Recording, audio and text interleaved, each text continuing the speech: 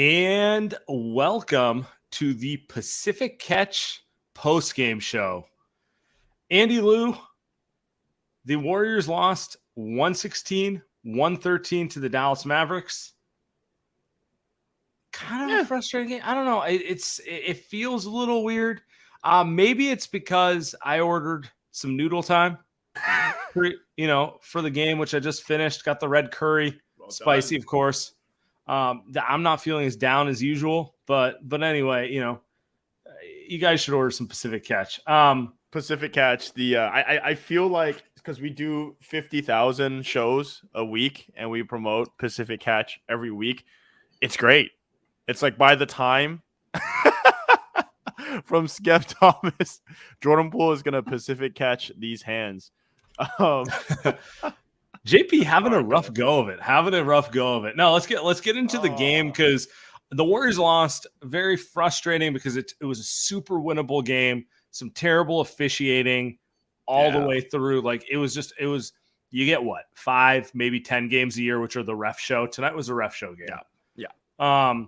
And they let a lot go there, but I thought there was positives, and in general, it does feel like the Warriors are the Warriors again in some ways. Yep. So let's get straight into it. That was my takeaway from this game. I'm fine with the look. The losses happen. What are you supposed to do? You're going to win 15 in a row, 24 in a row. But to me, it felt like it was playoff atmosphere. It felt like Dallas, great fans in there, right? It looked like it was a Western Conference Finals game.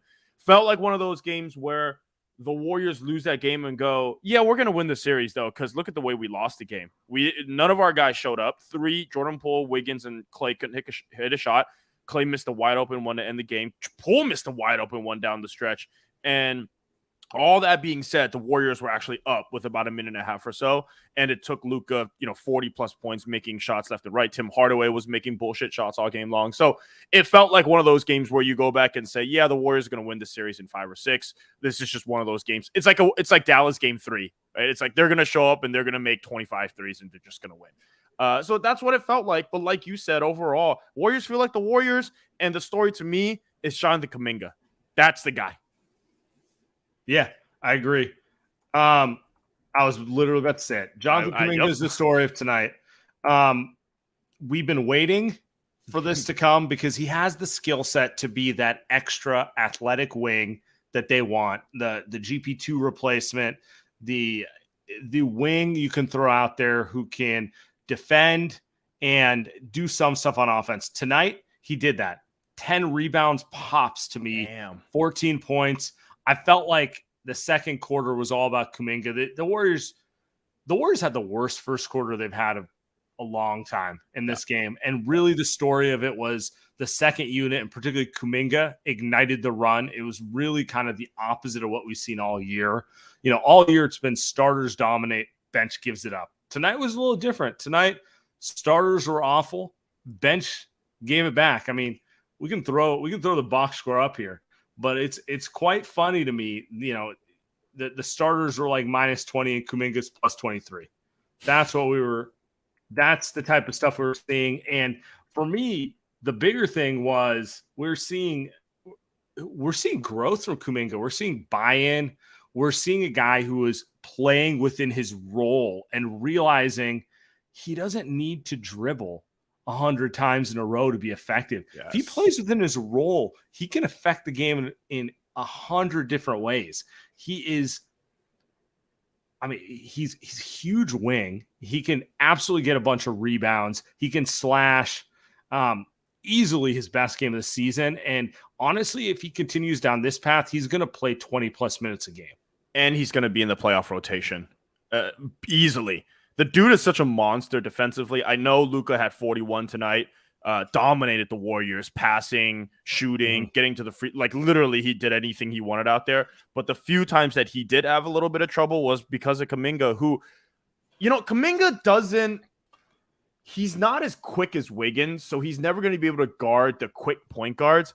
But he is longer than Wiggins, and he is stronger. Like you're not going to move him as easy. Strong. Yeah. You're just, and he's what, 20 years old? Like that, a kid that strong, that young is impressive, which is why I always said the kid's going to be an elite defender one day if he gives a shit about defending, which looks like he does, because I think he realizes it's the only way he's going to get minutes. He played 26 minutes tonight. You can argue he probably should have played 30 with how bad some of the other guys were.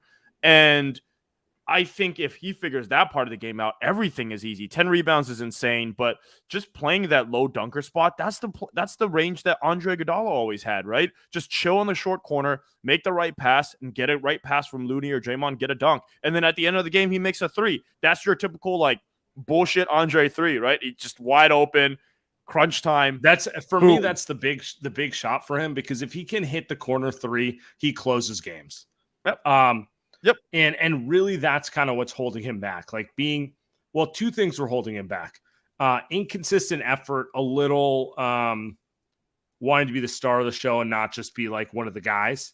But he corrected that pretty quickly. Like tonight, he was everywhere. He led the team in rebounding. Just really used his physical gifts to impact the game. The other one is more of a skill thing. Like he just can't be out there in closing time if he can't stick an open jumper in the corner. And tonight he did.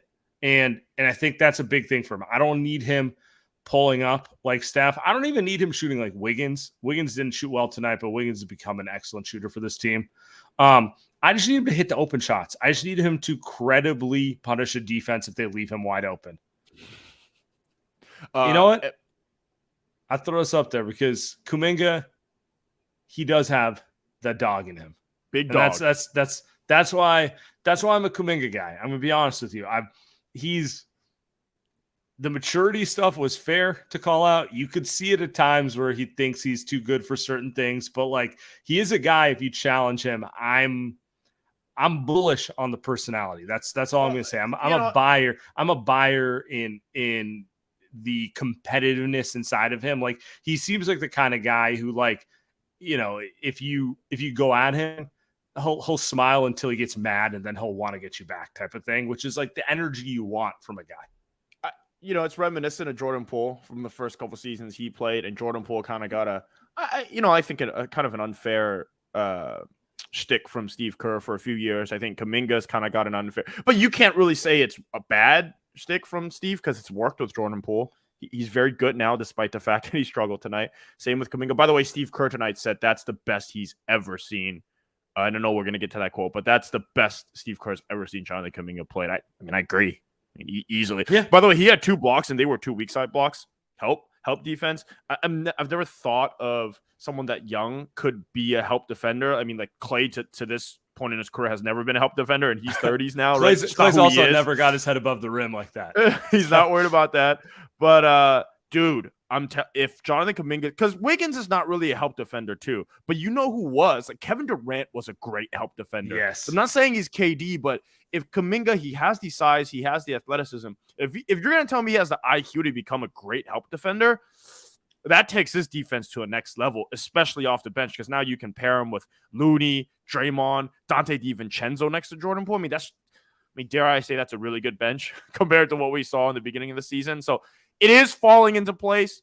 The starters were terrible today. That's why they lost, right? Steph was horrible to start the game. Again, Poole, Clay, Wiggins, all awful. Couldn't make a shot. So those guys lost the game. But I think long-term, this type of play from Kuminga means a lot more to me than a late November loss in that. That doesn't mean much to me. It's what Kuminga annoying. Did tonight does. Yeah. It's annoying that they fall to 11-11. But you look at the rest of the West, it's not that annoying. They're like 3 games out of first. It's not a big deal right now. I do agree with you, and I've said this since the preseason. The Warriors need one of their young players to pop, like playoff pop. And I was always optimistic it would be Kuminga, and it's still early, and I don't want to be like it's a told you so thing, but it's looking like it will be Kuminga because and that's what this roster needs because okay, you got your core 6. Dante's really rounding into shape to be a productive 7th player for this team. JaMychal, not looking like the guy we thought he would be when they got him, but they need to get one of those young guys to actually be a productive playoff player. And right now it looks like Wiggins, and it always makes sense because the Warriors love to go wing heavy in the playoffs, and he's a win. He's going to be a perfect fit for them. I mean, if last season he figured it out for stretches, right? And then he kind of didn't, which is what happens with 21-year-olds. So we'll see if this sticks, but if this really does and he can do this relatively consistently and then get better, which we all assume is going to happen, that's a two-way monster, Sam. That's just a guy that he's not exactly Andrew Wiggins, but doing what Andrew Wiggins does and seeing what he's done in the postseason, that shit matters so much. What Jordan Poole does matters so much too, because they need a guy that creates off the bench. They need a guy that can score. You know, they don't need in crunch time, like they don't need a big man scorer. They don't really that's not what they don't need another scoring guard. They don't need that. No. They need a two-way wing like Kuminga defensively, and if he can finish defensively, it gets me excited, dude. I'm excited, even though the Warriors lost this game because of what it does. It does get me excited. We got a comment here from Dwayne Steph. You're not going to win games when your second, third, and fourth scores combined for 24. Yeah, and let's pivot to this because let's talk the game. Like we're excited about Kuminga. It's a big. Ultimately, that's the bigger story in the scheme of the season. But let's get down to the nuts and bolts of this game. Steph had an awful start to the game. He still finished with 32. Was that a travel or was that not a travel in your mind? Didn't look like a travel. Also, it's Steph Curry. You're not going to call him for a travel. It's bullshit. Oh, but they are. Yeah, I know. Which was unfair. But also, even before he traveled, why are you taking a three? He got, by the way, he got called for a travel like 5 minutes before that on the exact same thing. Also, what was the points in the paint that the Warriors had? They had like 70 points in the paint. Why? Davis Bertans isn't blocking you. Maxi Kleber isn't blocking. Dorian Finney-Smith isn't blocking you. That was peak Steph going for the kill shot instead of just like he had his man beat, take the 2 points, tie it up, and let's keep going. And you would have gotten fouled probably too. So he might have got the lead that way too. He did it in Charlotte. He did it in Charlotte. So I'm never it's Steph Curry. So that's all I got. Just shoot the layup, Steph. But whatever. Yeah, it's Steph. It's Steph. I'm sorry. I got nothing. Terrible starter game.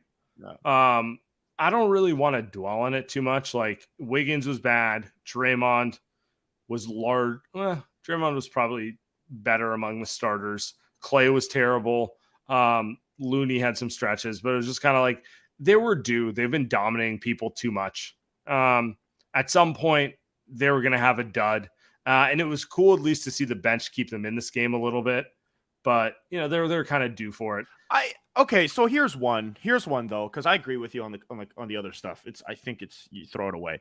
But from Awesome, if it becomes a thing over a few games, we'll talk about it. But yeah, and I know I think this is the one. So hit from Awesome. Elephant in the room. What's wrong with Jordan Poole?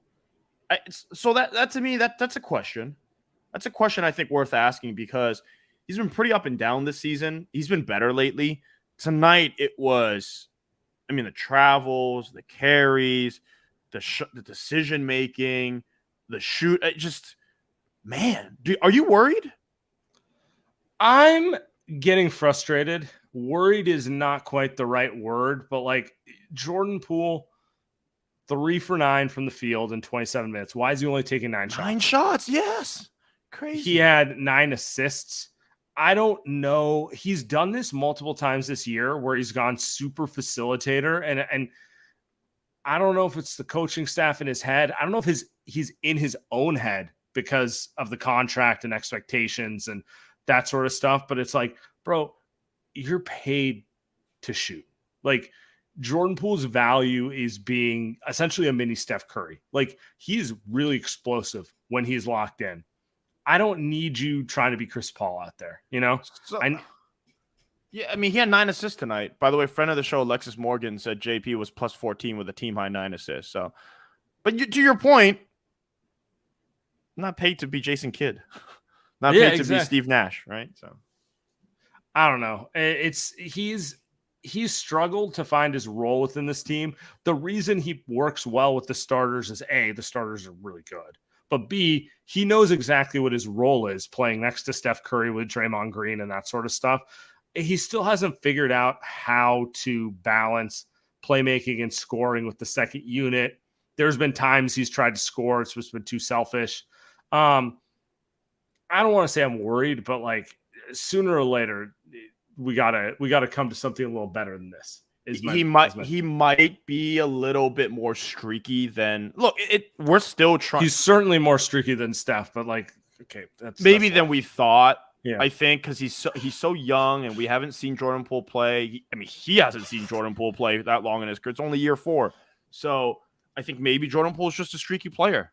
At least this early in his career, right? He's still so young. I think it still takes a lot to get him to be confident consistently. You're not just going to be Steph Curry and Klay Thompson. I think we've been spoiled where Steph is just Steph. He came in, he's just Steph, and Klay is just, he's always been a great shooter. So with Jordan Poole, I think there are things that, are kind of hurting his confidence sometimes. I think defense is one of them. I think the foul calls are one of them, the travels, all that stuff. And then having to lead a second unit to start the season is one of them. So I think like him getting in rhythm is pretty hard. It's he does need more baddies courtside. Maybe he should have been at the Iran game. Hey, man, look, I was rooting for Iran today.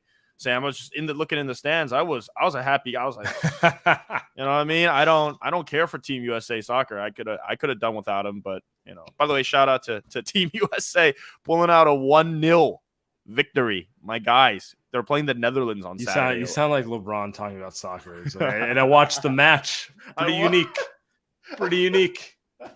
What's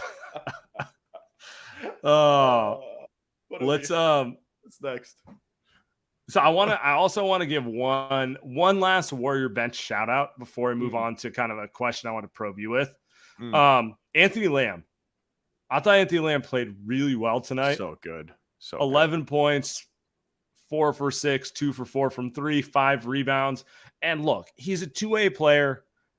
I'm not sure how much better he can actually get than what he is right now. He's undersized and he's kind of slow, right? Like there's just a limited thing. But I think Anthony Lamb exemplifies the final piece for this team if Kuminga is going to be who he looks like he's going to be. Because Anthony Lamb lets them play Kuminga at the 3.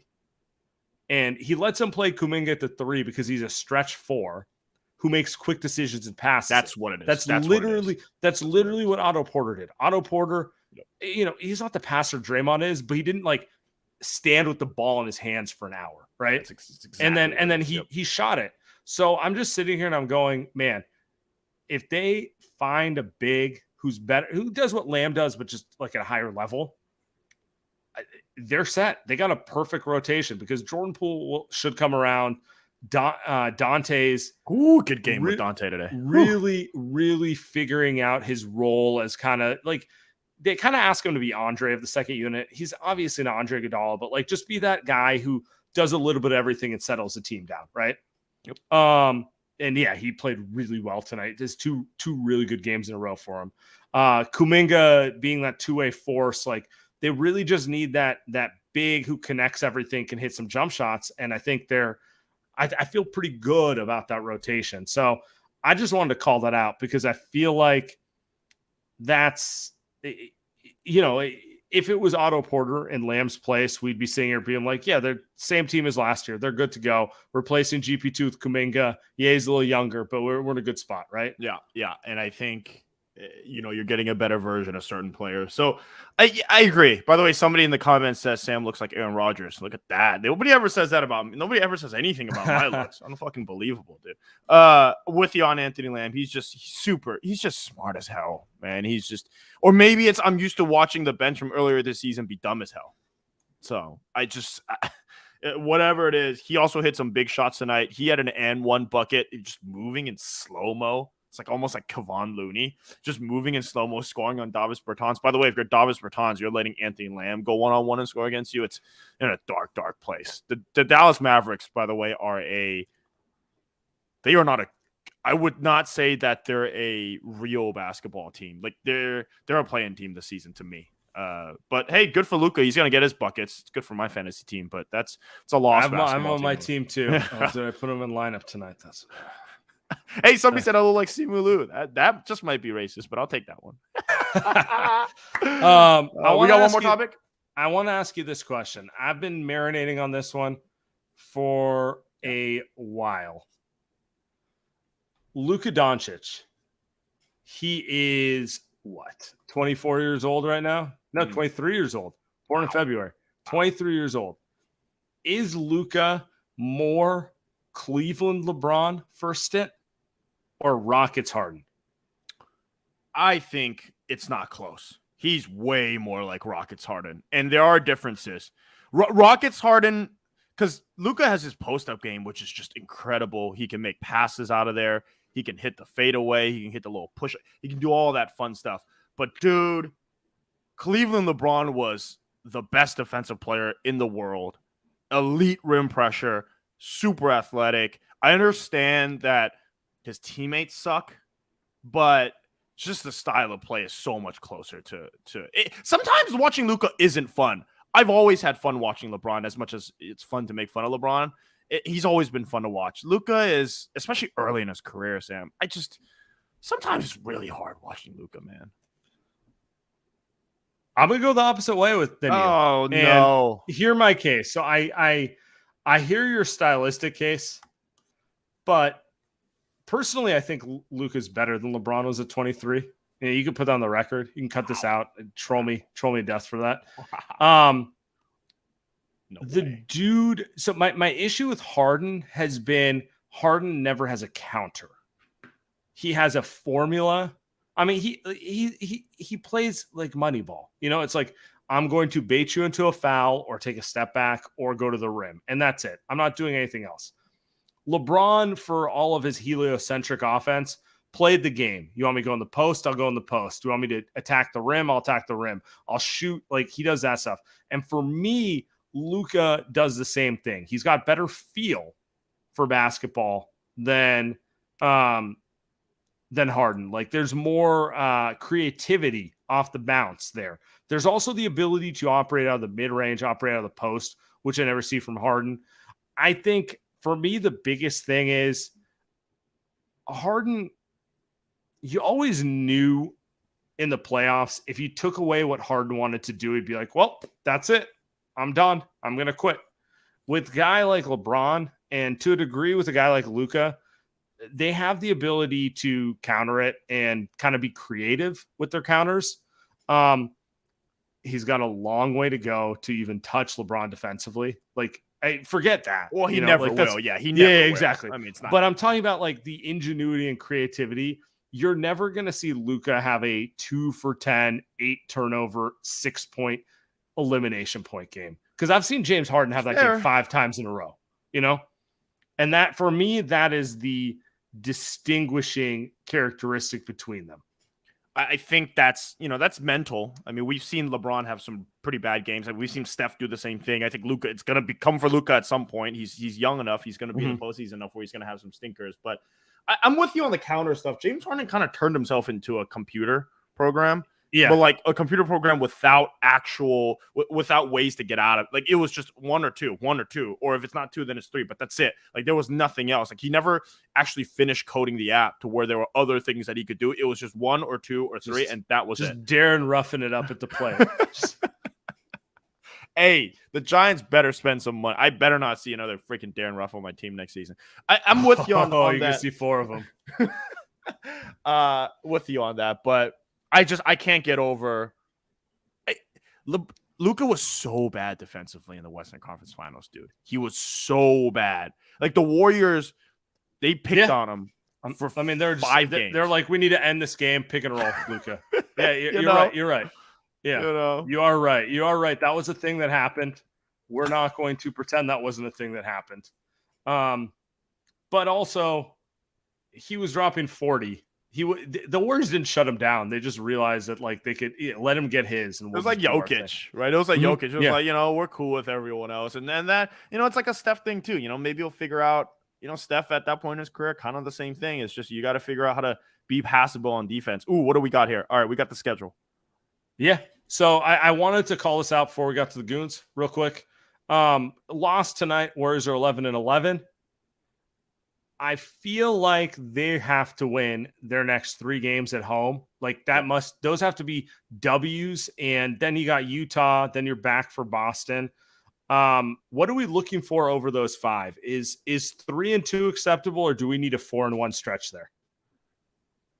They need a 4-1 stretch. I mean, Chicago, Houston, Indiana at home with there's a back-to-back in there, but some tells me that they're going to play in the back-to-back. Maybe no Clay, probably. But Probably. they got 3 days off. They've got Wednesday and Thursday off. They got 2 days off between. So I assume that they're going to play Chicago and Houston.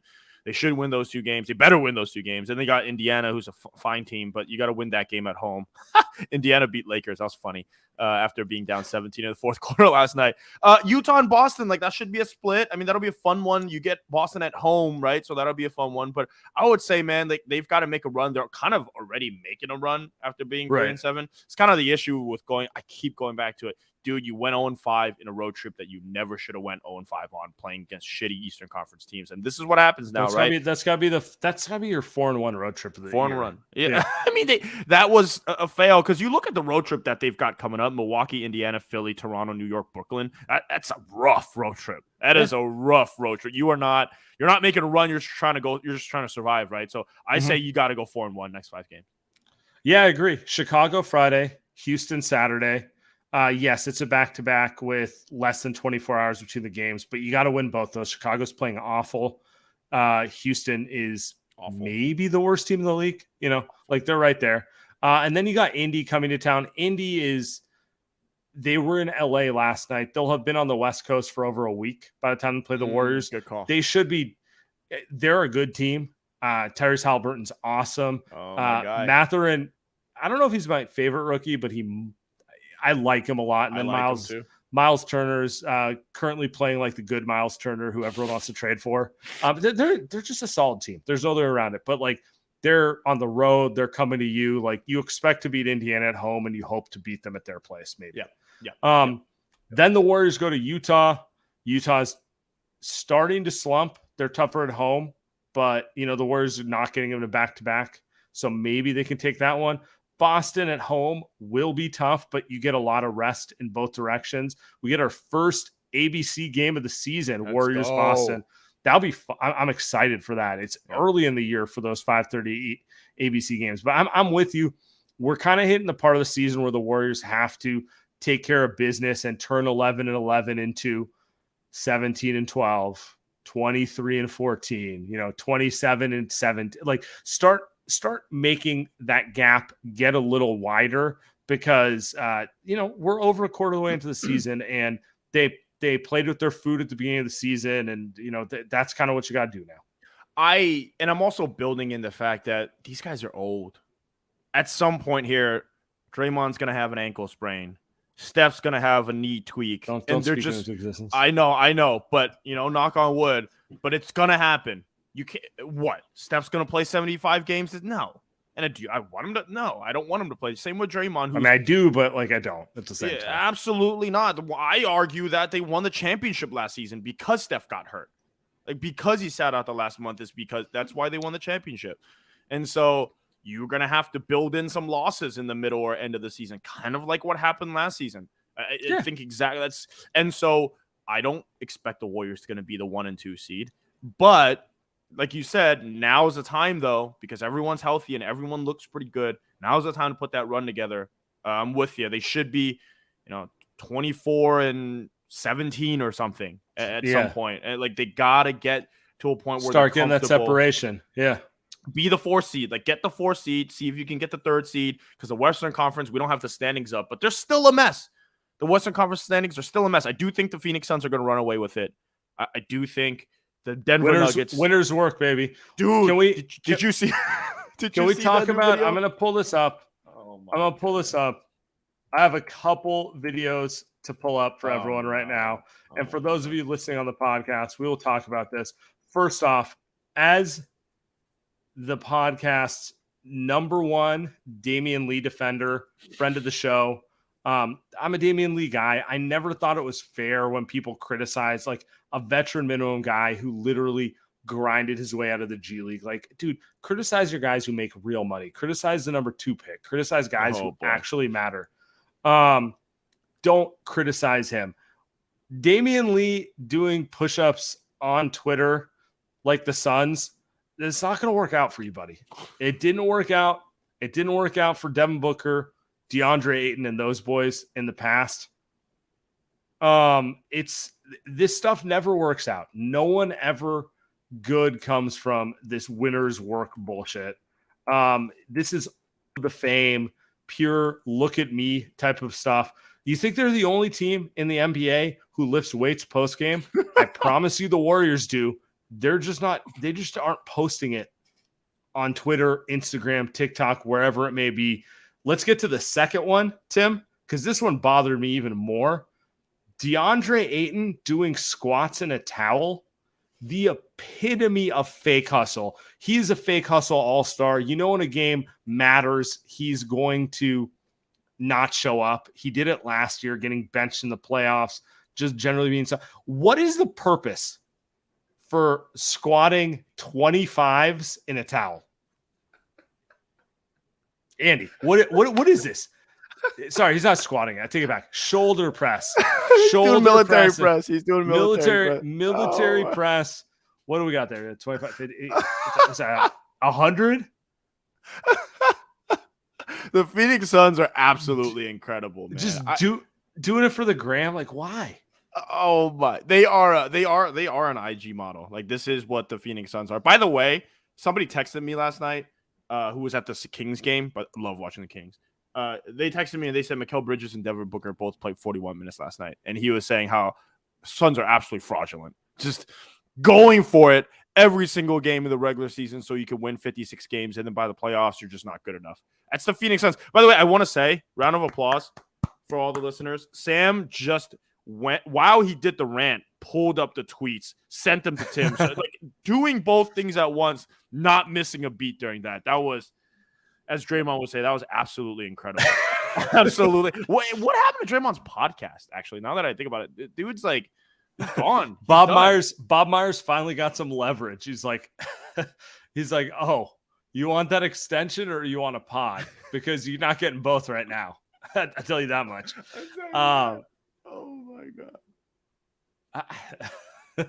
Let's get to the goons. It's time to get to the goons. Enough of the Suns. Enough of the freaking Phoenix Suns, man. Oh, we got our guy Brandon up here. Oh no. We got one, lost both.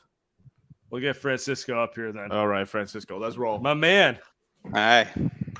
How's it going? How's it going? Missing a couple of shows. I was traveling to Portugal and Spain, so lucky man. Yeah, but good game to come back. Well, too bad they lost. This loss is, you can't overthink it. Well, it's they could have won. The thing is the start of the season. That's why these losses then they matter a little bit more. But it was a good game. The bench played great. I think just Clay started out really slow. He couldn't get it. He was passing the ball. They were making some plays, but the ball wasn't coming back to him to get some shots. And then in the fourth, because of that, you could tell it wasn't in rhythm. He had a good look, but the ball slipped out of his hands, I think, at the end of the fourth. And then the shot to end the game was perfect, but he hasn't been hitting. He wasn't hitting the entire game, so I don't know. But enough about the game. Let's talk about soccer, man. It's soccer. Wait, Sam, I heard it's called soccer now. Okay. Oh, God. Since they won against Iran, it's called soccer. I need your opinion. One, was that a penalty? In the last, well, I'm biased a little bit because Taremi is known here in Portugal to dive a lot, man. So we're gonna edit this out. No, no, he's known to dive a lot. Yeah, it might have been a penalty. I don't know. It's a lot of pressure at the end of the game. So it's a lot of contact. It's a contact sport, man. So like people say when I used to play soccer, they would say, "This is not basketball. You have contact." Okay. Of course, they flop a lot. Irony. Both sports, yeah, the irony sports. in it. But both sports. But it was too bad, man. Like I said to you, Sam, you win against Wales, you draw against the U.S., but U.S. they're good. Okay. They look really good tonight. Yeah, their midfield is good with Tyler Adams and McKinney and Musa, I think it's his name. They're good, and you have a good team. Of course, you have a couple of good players. Then you play as a team, but It happens. It's 3 games, man. It's too short. You miss one game. Of course, that was the England game was not the problem. It was here in the U.S. game. You missed one goal. You had a couple of good crosses. They couldn't score, and of course, U.S. also they could have scored 2 goals, and we wouldn't have this conversation about the penalty. Well, I agree with you. Who wins? Who wins? I think. Well, Just whole thing. Just Whole thing. Yeah. Whole thing. Whole thing. I think France. France is really strong. I don't know. I think France and I don't know Spain. We were saying they're really strong, but they beat Costa Rica in the first game, so you can't tell. I would wish Portugal would win, but Isn't Brazil the best team, or am I wrong? Am I wrong? Damn, I live here. I live too close to them. They're too arrogant. I watch the game with all my friends. They're my friends, even my family, my wife and my kids, and I can't stand it, man. Because I love it. I one thing I did right in my life. Okay, my son looks at Neymar and he doesn't like him. Okay, he falls a lot. He's really I've put it in his mind that Cristiano Ronaldo is the best, and he doesn't contest that. Even now, when he's not the best, he still says that. Sometimes he's 8 years old and say, "Oh, he's a little bit old." Yeah, I know, but he's good. Yes. But no, Brazil, they're really good, of course. A good thing I think happened to Brazil was Neymar getting out. They put a little bit more midfielders playing, okay, because the way a little more of a team playing approach now. A little yeah, more of a team the approach. way they're playing with four forwards and 2 midfielders. The first game, I don't think against a defensive team like Serbia or Switzerland that would work. Yeah. But against Spain that holds the ball a lot, that won't work. But of course, Brazil is favorite. Okay, Andy, they're good. Their players, they're all playing the top teams. Portugal, I won't say is favorite, and I think the main thing is Ronaldo is a little bit past his due, and the coach, man, I hate him. Everybody hates him in Portugal, but he won the Euro Cup, so we have to keep him for a couple of years. He passed now to the next stage, so we're gonna keep him for the next couple of years. Francisco, so we're lost. Appreciate you, my man. Okay. Let's get moving. My guy. He is my guy. Jean, what's up, man? Hey guys, what's up? Kind of frustrated after that game. I just had a couple of questions where I'm really confused on why Steve always, I don't know if it's Steve, but the ball always seems to find Clay in the game-winning shot kind of situation. And I love Clay and all that, but I really want to see Steph take that shot in a sense. And I feel like the one instance where I really remember that was last year against the Knicks, I think it was. And we had some insane momentum, and then Clay gets the last shot. And I feel like I kind of want to see Steph on those, but I can live with the Clay open three, but that kind of annoyed me. Considering how Clay's night was too. Yeah, it was not a Clay night for sure. I can take a go at this. He's like Kyle Shanahan. They're both like this in this particular way, where they just they're going to try to outsmart you some way somehow. And I think his thing is, well, Steph is the guy that needs to take the shot. Everybody, the Mavs are going to look at him and take the shot. I'm going to have Steph set a screen. And honestly, it worked.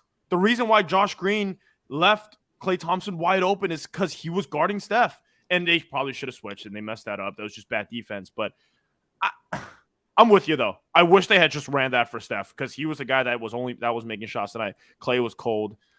I mean, that's Steve, though. It didn't surprise me at all. Honestly, if he ran that play for Wiggins, it wouldn't surprise me at all. Ijan, appreciate you. I was going to say the other thing, you can get one more thing in, but I want to say one other thing I want to throw out there is there's just always this need to run the play for the taller player in the half court. Say what you want, but Steve will always, he knows Clay can get a clean look more than Steph. Just 6'7" or 6'3", whether that's fair or not, because Steph can wiggle his way to a shot and hit shit off balance against anyone. But like, I always think that's part of it. End of the day, if Clay's not going to hit those shots, like, I don't know what else you can do other than bench Clay. So, but anyway, I'm sorry, Ishan, what was your other? My last question was, like, I saw that, like, I was kind of doing the same thing before, but I was looking at the schedule and the upcoming schedule, and we're 11-11, and I feel like after a game like this, you kind of feel like the sky's falling sometimes. And I just wanted to know, like, where you guys think we are, and where do you foresee us finishing, and where do you stack us up with the best of the teams right now? That kind of stuff, because I'm kind of nervous right now with how everything is kind of playing out. I understand we're showing some good signs, but, you know, felt like we should have had this game today. So I'll take a first pass at this. Ishan, appreciate the calls. The West being so mediocre makes me really calm. Like, I'm not really concerned about the Warriors being 11-11 because I think they're going to end up being a number 3 seed in the West. You know, like I feel very comfortable that they'll be a 3-4 seed in the West. It might be a 49 win 3 seed, but like looking at the way the West is going, Phoenix is going to get their W's. Denver probably will too. After that, there's no one who I think is going to run off more wins than the Warriors. For me, the bigger thing is there's 2 teams in the East that concern me, and that's who I'm measuring the Warriors against. Boston and Milwaukee. I don't think the Warriors are at that level yet. I think their starters are at that level. I don't think the roster's developed to that level yet. And for me, that's the bigger thing. I don't think the Warriors are going to end up with better records than either of those teams. I don't think it's realistic at this point. I'm more concerned, can the Warriors develop their roster so that if we get to the playoffs, because the West is mid right now, and I'm not particularly concerned. Can they have a team that I feel confident about that can beat Boston or Milwaukee without home court? That's what I'm concerned about. I have the exact. You just took literally everything that I was gonna say. I do think the 60 games that they have till then is good for the Warriors. It's a long season, man. The Celtics came out there like they were the Warriors in 2016 and just said, "Hey, we're just gonna tear up the league and we're just going to run all the way to the finish line." I don't, not always the best approach because it's a long basketball season. So I'm with you. The Warriors are definitely tier 2 right now behind the Bucks and the Celtics. But the Western Conference is weird because Memphis was pretty scary last season. And I know Desmond Bane took a leap and Jaren Jackson's healthy now, but I don't know how scary they are this season. They kind of seem like the same team to me when I watch them. We'll see. Let's give them 20 games. The Pelicans are super fun, but dude, they don't feel ready. They don't feel ready, and I just don't think Zion and Brandon Ingram, for whatever reason, can ever play 75 games. And those guys are young. You should be playing 75 games a season right now, because if you can't do it now, you're never going to be. Steph and Draymond are playing 79 to 80 games at that age. Yeah, so Clay was playing all 82, right? Like, those guys should just be playing more games than they are, and it's frankly not good that they can't. And so after that, it's the Clippers. I'm watching them right now. The Clippers are the Clippers, man. They're going to win 45, but who the hell knows? Paul George and Kawhi aren't even playing. So, yeah, I mean, you go down the list. The question, I guess, is can the Warriors win all the way to the NBA Finals if they're a 5 seed? So that's the question, because they're not going to have home court advantage at all. Can they do that? I would say, yeah, they could, but that seems taxing. So, I mean, that's the only question. It's a long season, man. Kuminga's the key. Kuminga's the key. They were 3 seed last year. I'm using that as like the guiding where they need to be. So, what's up, guys? What's up, brother? How's it going? Just Neil. crying some tears right now. I honestly, like, overall, I'm not that concerned from this. Like, compared to like the 0-5 road trip where like I was like dreading watching that was depressing. There was like that's where I was like, that was like real pain. I think this was just like Luka just, he did what he did. I mean, he was just hitting tough shots and getting bullshit calls, which, he does, and that's fine. But I mean, the only two of the big concerns for me are really just like, I feel like at times it's funny. They were like showing the rebounding stats, and I was seeing the Warriors were like ahead of the Mavs, which like, it just didn't feel that way. It felt like every second chance, like opportunity, the Mavs grabbed off the boards and like led to like an open three or like a Luka contested shot. So I feel like the rebounding at times is just, it's a bit suspect, and that's kind of to be expected, being that the Warriors aren't like that big of a team. And yeah, then I think what you guys have kind of mentioned earlier, but Jordan Poole, really kind of just hit or miss here and there. Just like the traveling is just, it's just kind of shot. I mean, like last year, he just felt like the confidence soaring, and it feels like he's just in his head a lot of the time, especially with the travels or the carries. So that was really my two takeaways. The loss itself, overall, not too bad considering they have a pretty good schedule coming up at home for the road trip. So those are kind of my takeaways. Appreciate it, Neil. I agree with you. I mean, I think everything's in context of the crappy start, but ultimately, like, I feel confident, and let's start getting some W's. Let's start creating some separation from 500, and yeah, we'll be back. Appreciate it, everyone. Order some noodle time.